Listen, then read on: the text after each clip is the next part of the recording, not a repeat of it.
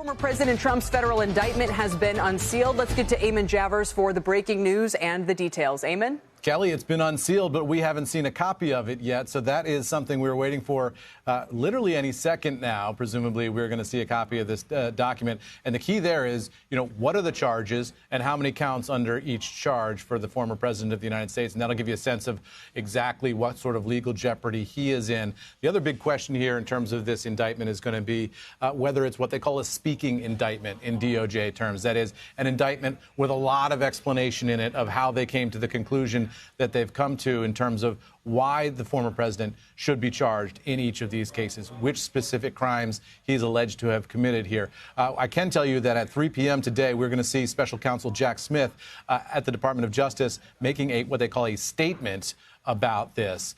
Presumably, he's going to give some explanation to the American public as to exactly why he's decided to file this indictment and exactly where he thinks it's going to go. No indication here from the Department of Justice that Jack Smith will take any questions once that happens, Kelly, but we do expect to see him live and on camera at 3 p.m. at the Department of Justice. And I'm just looking right now, Kelly, and I'm getting the actual indictment here. If you bear with me, please. I'm going to open it up and we're going to take a look. And we're doing this live on television, so give me a couple of seconds here to actually read this indictment. Eamon, let me do a quick market check while you do that. Sure. Just want to mention to folks we're at recent session highs with the Dow at 43 points. We're getting back to those levels we saw in the morning, climbing a little bit more after briefly turning negative over the past couple of hours. The S&P is up 1/3% to build on the 20% rally it's now clocked from those October lows. 4306 for some 4,300 has been a pretty significant psychological number. And the NASDAQ now up about 0.5% today. Again, as you just saw with some of those EV stocks, those are some of the small cap names, but nevertheless areas where momentum has powered them to, in some cases, more than doubling this year. And quickly on that front, Bitcoin is negative on the session as crypto remains under some regulatory pressure. Eamon, what are your thoughts?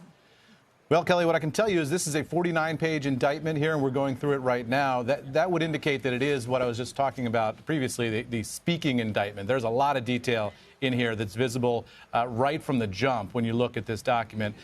Some of what the special counsel here is suggesting is that the former president endeavored to obstruct the FBI and grand jury investigations and conceal his continued retention of classified documents by, among other things, and here's where they detail the specific violations in terms of obstruction of justice.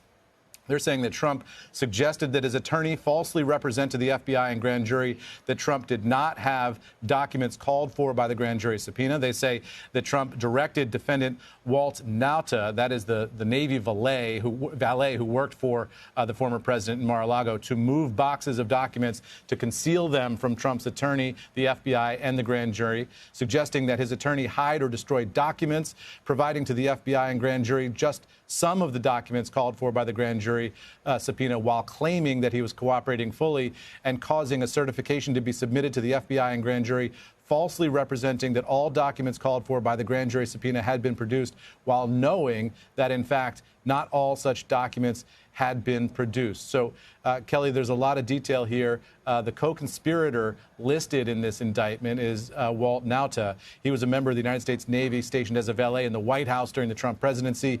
He then became an executive assistant to Donald Trump at Mar-a-Lago. He is also indicted here as a co-conspirator, and there's details here on the classified information that was at stake. And I'm just scanning this to see. One of the big questions in this, Kelly, has been, do we know exactly what these documents were that the president is alleged to have taken? Were they nuclear secrets, Iranian military secrets, that kind of thing?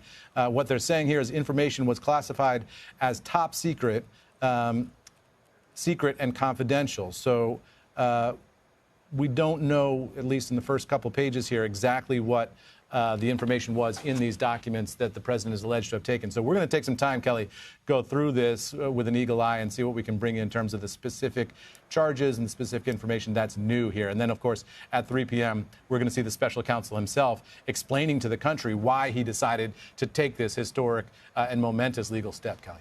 Eamon, thank you very much for getting that to us right away. We appreciate it. Eamon Javers will continue to follow that story. And again, we'll hear more at 3 p.m.